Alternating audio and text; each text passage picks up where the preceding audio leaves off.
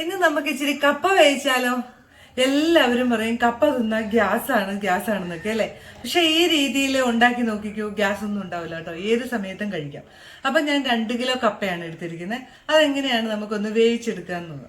ഇപ്പൊ നമുക്കറിയാമല്ലോ, സ്റ്റാർ ഹോട്ടലിലൊക്കെ വരെയും കപ്പ കിട്ടൂലേ. അത് നല്ല ഭംഗിക്കൊന്ന് അലങ്കരിച്ച് സെറ്റാക്കി ഉപയോഗിക്കുമ്പോൾ ഭയങ്കര രസമല്ലേ. അതുപോലെ നമുക്കൊന്ന് ചെയ്തു നോക്കാം. ഇതാ 2 കിലോ കപ്പ ഒരു കുക്കറിലേക്ക് ഇട്ട് കൊടുക്കാം. അതിലേക്ക് 1/4 സ്പൂൺ മഞ്ഞൾപ്പൊടി ഇട്ടു. പിന്നെ നമ്മൾ ഇട്ട് കൊടുക്കുന്നത് 2 പച്ചമുളക്, കുറച്ച് കറിവേപ്പില, പാകത്തിന് ഉപ്പ്. ഇനിയും ഇതാ വെള്ളം ഒഴിച്ചു കൊടുക്കാവേ. മൂടി വെച്ച് വേവിക്കാം. ഒരൊറ്റ വിസിൽ മതി കേട്ടോ. ഇപ്പോഴത്തെ കപ്പയൊക്കെ നല്ലപോലെ വേകും. നമ്മുടെ കപ്പ വേകുന്ന സമയത്തെ നമുക്ക് ഒരു തേങ്ങ എടുത്തു, അതുപോലെ തന്നെ ഒരു 1/4 സ്പൂൺ മഞ്ഞൾപ്പൊടി, ഇതാ ഒരു കഷ്ണ ഇഞ്ചി, അതുപോലെ തന്നെ ഒരു 5-6 ചുള വെളുത്തുള്ളി, കാന്താരിമുളകാണ് എടുത്തിരിക്കുന്നത്. കാന്താരി ഇല്ലെങ്കിൽ, ഉണക്ക കാന്താരി ഇല്ലെങ്കിൽ പച്ചമുളക് എടുത്താൽ മതി. ഇതാ കുറച്ച് കറിവേപ്പില. ഇതെല്ലാം കൂടെ നമുക്കൊന്ന് ചായച്ചെടുത്തോണ്ട് വരാം. അരഞ്ഞു പോരുത്, ഒന്ന് ഒതുക്കി എടുക്കാവുള്ളൂ കേട്ടോ. നമ്മുടെ അരപ്പ് ഇവിടെ അരച്ച് കൊണ്ടുവന്നിട്ടുണ്ട്. അതിൻ്റെ ഒപ്പം തന്നെ നമുക്ക് വേറൊരു പണിയും കൂടെ ചെയ്യാനുണ്ട്. ഇതാ നമ്മളൊരു പാൻ അടുപ്പിൽ വെച്ചു, ചൂടായി. 1 സ്പൂൺ എണ്ണ ഒഴിച്ചു, 1 സ്പൂൺ കടുക് ഇട്ട് കൊടുത്തു.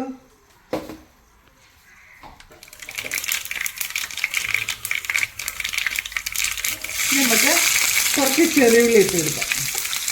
ചെറിയുള്ളി നന്നായിട്ടൊന്ന് മൂക്കട്ടെ.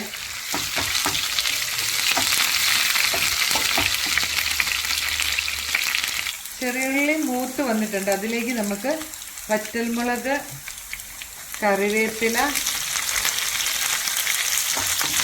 അതുപോലെ തന്നെ നമ്മളിത് ഒരു കുറച്ച് തേങ്ങ, ഒരു പിടുത്തം തേങ്ങയില്ലേ, അതൊന്ന് ഇതിലേക്ക് ഇട്ട് കൊടുത്ത് ഇതും കൂടെ നമുക്കൊന്ന് വറുത്തെടുക്കാം.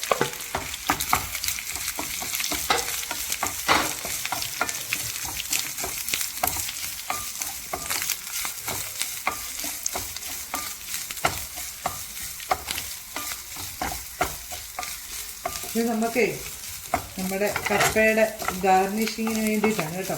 നമുക്കിപ്പോൾ വലിയ വലിയ ഹോട്ടലിലൊക്കെ കഴിക്കുന്ന പോലെ തന്നെ പ്ലേറ്റിംഗ് ഒക്കെ നടത്തി നമുക്കൊന്ന് കഴിച്ചു നോക്കാം.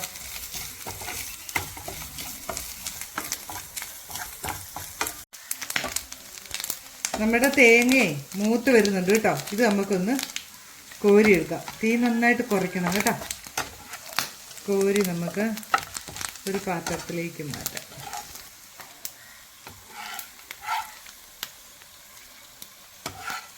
നമ്മുടെ അരച്ചു വെച്ചിരിക്കുന്ന നമ്മുടെ അരപ്പില്ലേ, അതൊന്ന് ഇട്ട് കൊടുക്കണം. എന്നിട്ട് നന്നായിട്ട് നമ്മളിതിനെ ഒന്ന് ജലാംശം വറ്റുന്നത് വരെ ഇല്ലേ ചൂടാക്കിക്കൊണ്ടിരിക്കണം കേട്ടോ. ഇതിനകത്തെ ജലാംശം ഒന്ന് വറ്റിക്കോട്ടെ.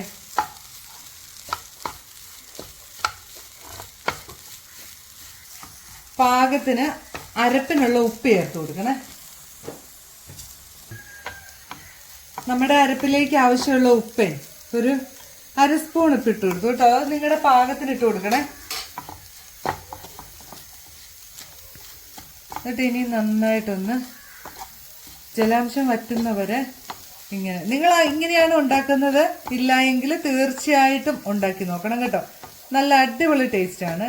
വല്ലപ്പോഴുമെങ്കിലും ഒക്കെ നമുക്കും രാജകീയമായിട്ടൊക്കെ കപ്പ വേവിച്ച് തിന്നാലോ. പക്ഷെ ഒരു കാര്യമുണ്ട് കേട്ടോ, ഇങ്ങനെ കപ്പ വേവിച്ച് കഴിച്ചിട്ടുണ്ടെങ്കിൽ നിങ്ങൾക്ക് ഗ്യാസ് ഉണ്ടാവില്ല.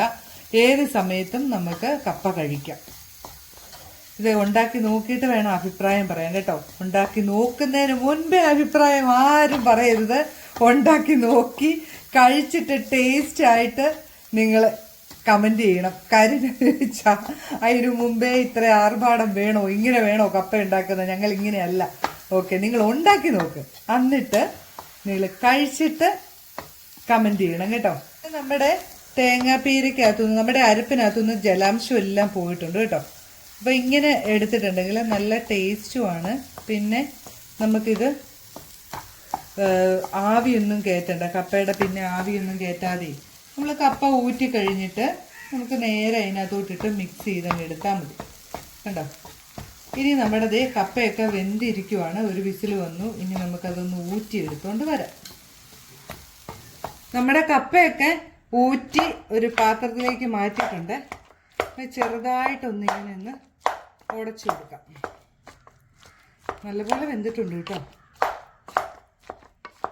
ഇനി നമുക്ക് നമ്മുടെ അരപ്പിട്ട് കൊടുക്കാം.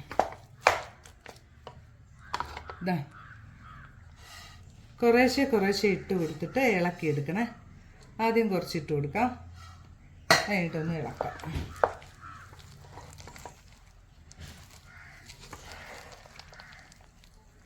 അടി ചേർത്ത് ഇളക്കണം കേട്ടോ, അല്ലെ അടിയിലോട്ടൊന്നും അരപ്പ് പോകത്തില്ല. അടി നല്ലപോലെ ചേർത്തിളക്കണം. ബാക്കി അരപ്പും കൂടെ നമുക്ക് ചേർത്ത് കൊടുക്കാം. ഇനി നന്നായിട്ടൊന്ന് കൂട്ടിയെടുക്കാം. ഈ സമയത്ത് ഉപ്പുണ്ടോ എന്ന് നോക്കണം കേട്ടോ.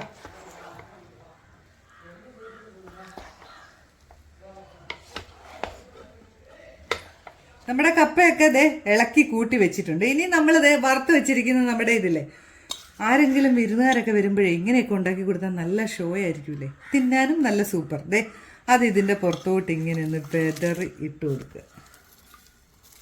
കണ്ടോ, നമ്മുടെ കപ്പയ്ക്കൊരു ഡെക്കറേഷൻ കണ്ടോ.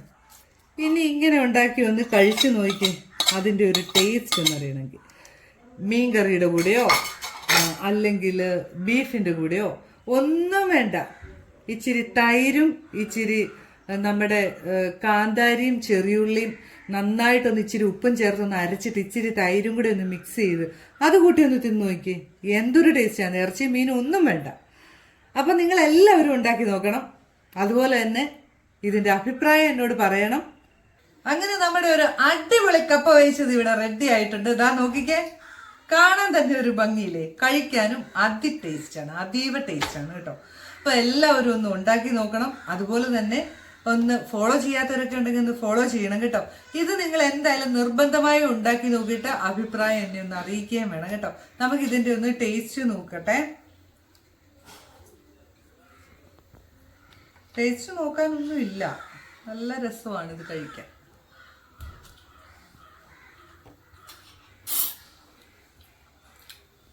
കപ്പയ്ക്ക് ബീഫിൻ്റെ കൂടെയോ മീൻകറിയുടെ കൂടെയോ ഇതൊന്നും ഇല്ലെങ്കിൽ കുറച്ച് കാന്താരിമുളകും കുറച്ച് ചെറിയുള്ളി ഇച്ചിരി ഉപ്പും കൂടെ വെച്ചിട്ട് നന്നായിട്ടൊന്ന് അരച്ചിട്ട് ഇച്ചിരി നല്ല കട്ട തൈരിനകത്ത് മിക്സ് ചെയ്തിട്ട് ഒന്ന് കഴിച്ചു നോക്കി. കപ്പയ്ക്ക് ഇറച്ചിയും വേണ്ട, മീനും വേണ്ട, ഒന്നും വേണ്ട. നിങ്ങളെല്ലാവരും ഇതൊന്ന് ഉണ്ടാക്കി നോക്കണം. അപ്പോൾ പുതിയൊരു വീഡിയോയുമായിട്ട് ഞാൻ വരുന്നതായിരിക്കും. ബൈ.